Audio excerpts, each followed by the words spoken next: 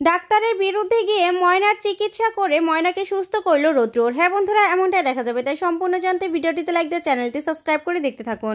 গল্পের শুরুতেই দেখা যাবে ময়নার খুবই কষ্ট হতে থাকে। তখনই রৌদ্র বাহির থেকে দাঁড়িয়ে দাঁড়িয়ে দেখতে থাকে আর কষ্ট পেতে থাকে।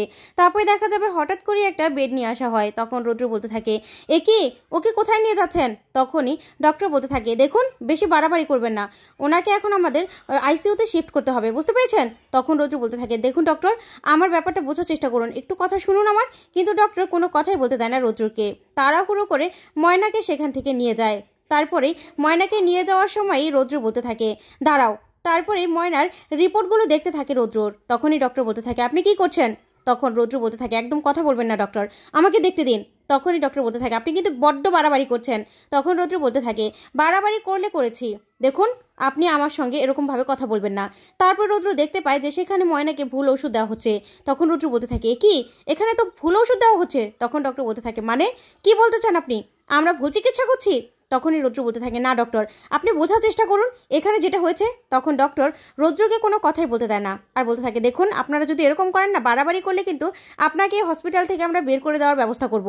তখনই এই কথা বলেই ময়নাকে সাথে সাথে আইসিইউতে নিয়ে যাওয়া হয় আর নিয়ে ভর্তি করিয়ে দেওয়া হয়। তখনই রৌদ্রর কষ্ট পেতে থাকে। সবাই মিলে ময়নার অবস্থা দেখতে পায় না আর।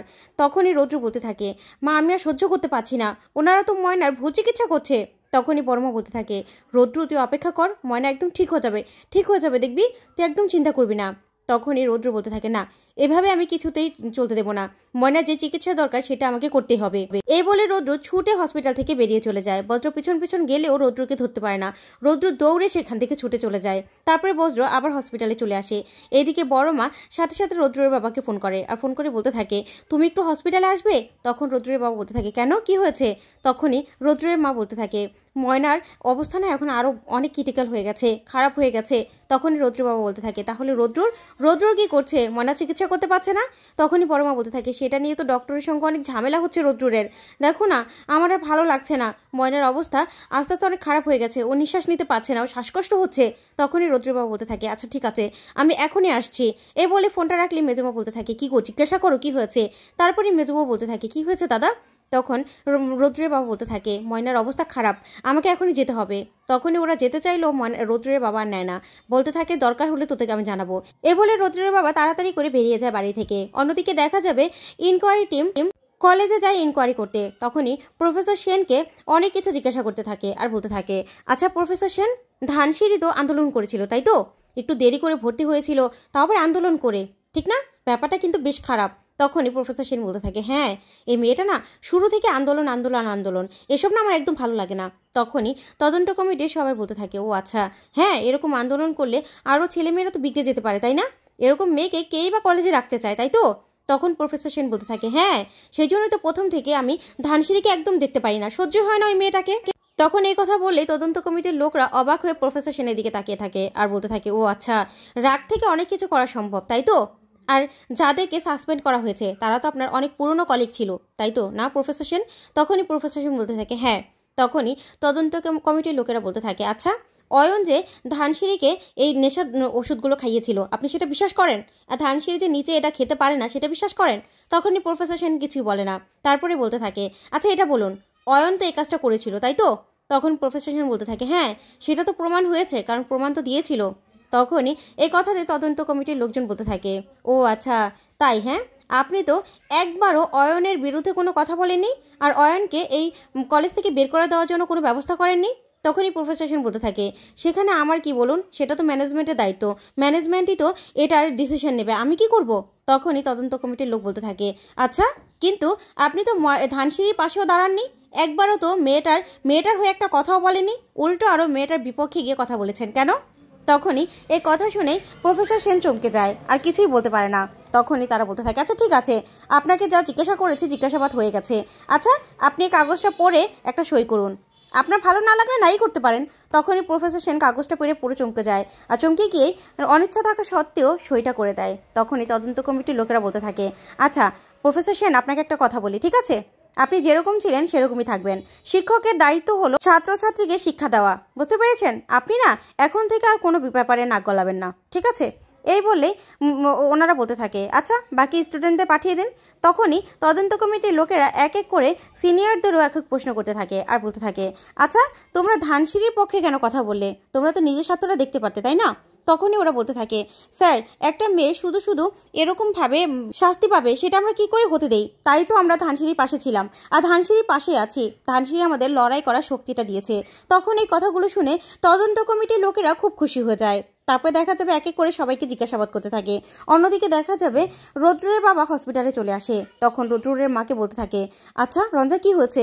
তখনই রৌদ্রের মা বলতে থাকে, তুমি দেখো না। তখন রৌদ্রের বাবা ভিতরে ময়নাকে এমন খারাপ অবস্থায় দেখে খুবই কষ্ট পেতে থাকে। ওইদিকে ময়নার বাবাও খুব কান্নাকাটি শুরু করে দেয়। তখন রৌদ্রের বাবা বলতে থাকে, কিন্তু রৌদ্র কোথায়? তখন বজ্র বলতে থাকে, দাদাভাই কোথায় যে ছুটে বেরিয়ে গেল বলতেই পারলাম না, ধরতেই পারলাম না ওকে। এতবার করে ফোন করছি, ধরছেই না। তারপরে দেখা যাবে রৌদ্রের বাবা বলতে থাকে, আচ্ছা দাঁড়া আমি ফোনটা করছি। এ বলে রৌদ্রকে ফোন করতে থাকে। তখনই রৌদ্র সেখানে চলে আসে একটা ইঞ্জেকশন নিয়ে। তখন এসে বলতে থাকে, মা আমি ভিতরে যাব। তখনই বড় মা বলতে থাকে, না রোদ তুই এখন আর যাবি না, ঝামেলা করিস না। তখন রৌদ্র বলতে থাকে, না মা ওরা ভুল চিকিৎসা করছে, আমার ময়না কিন্তু আর বাড়ি ফিরবে না।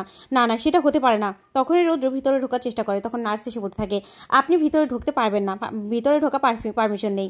তখন রৌদ্র বলতে থাকে, আমি ভিতরে ঢুকবো, আপনারা যত কিছু বলুন না কেন, আমি ভিতরে যাব, আমাকে যেতেই হবে। তখনই নার্স আটকানোর চেষ্টা করে কিন্তু আটকাতে পারে না। তখন ডক্টর সেখানে চলে আসে আর এসে বলতে থাকে, দেখুন আপনি কিন্তু বড্ড বাড়াবাড়ি করছেন। তখনই রৌদ্র বলতে থাকে, হ্যাঁ আপনি কিন্তু ইগোর জন্য আমাদের রুগীটাকে মেরে ফেলছেন ডক্টর, আপনি কিন্তু বাড়াবাড়ি করছেন। আপনার কিসের এত ইগো? অন্য ডক্টরেরা তো আরেকজন ডক্টরের সঙ্গে পরামর্শ করে, আপনি কেন সেটা করছেন না? তখনই সেই ডক্টর বলতে থাকে, দেখুন আপনার থেকে চিকিৎসাটা আমরাও কিন্তু কম জানি না, আমরা চিকিৎসা ভালো জানি, বুঝতে পেরেছেন? তখন রৌদ্র বলতে থাকে, আপনি জানলেও আমাদের রোগীর অবস্থা খারাপ, আমাকে ভিতরে যেতেই হবে। তখন ডক্টর কিছুতেই অ্যালাউ করতে চায় না। তখন রৌদ্র ডক্টরকে ধাক্কাধাক্কি করে ভিতরে চলে যায়। ভিতরে গিয়ে ময়নাকে সাথে সাথে ইনজেক্ট করে দেয়। তখনই ডক্টর বলতে থাকে, না দেখুন আপনাদের রোগী কিন্তু কিছু হলে আমরা কিন্তু তার জন্য দায়ী নয়, বুঝতে পেরেছেন? আর আপনার ছেলে বড্ড বাড়াবাড়ি করছে, আমাকে এখন পুলিশ খবর দিতেই হবে। এই বলে পুলিশে খবর দেয় সেই ডক্টর। তখনই সেখানে পুলিশ চলে আসে আর এসে বলতে থাকে, কি হয়েছে? তখনই ডক্টর সবটা খুলে বললেই তখন অফিসার বলতে থাকে, জানতো রৌদ্র দাশগুপ্তকে বের করে নিয়ে আসুন। তখনই রৌদ্রের মা বলতে থাকে, না ডক্টর, আমার ছেলে ওর ওয়াইফের জন্য এতটুকু করবে না? এখানে যদি আমার বৌমার কোনো রকম কোনো সমস্যা হয় তার জন্য ও যখন ডক্টর, তাহলে ও কেন সেটা করতে পারবে না বলতে পারবেন? তখনই সেই পুলিশ অফিসার বলতে থাকে, দেখুন ম্যাডাম এটা আমাদের ডিউটি, আমরা হলাম আইনের রক্ষক, তাই আমাদেরকে ওনাকে গ্রেপ্তার করতে হবে। তখন রুদ্রবাবু বলতে থাকে, কেন? যে মেয়েটা রুগী সে হলো আমার পুত্রবধূ আর আমার ছেলে উনি একজন বড় ডক্টর, তাহলে ও কেন চিকিৎসা করতে পারবে না আপনি বলতে পারেন?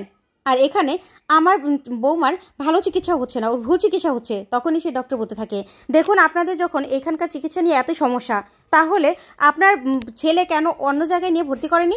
তখনই বড় মা বলতে থাকে, নিয়ে তো ভর্তি করতো, কিন্তু তার আগেই এখানে এনে সে ভর্তি করিয়ে দিয়েছে। তাহলে?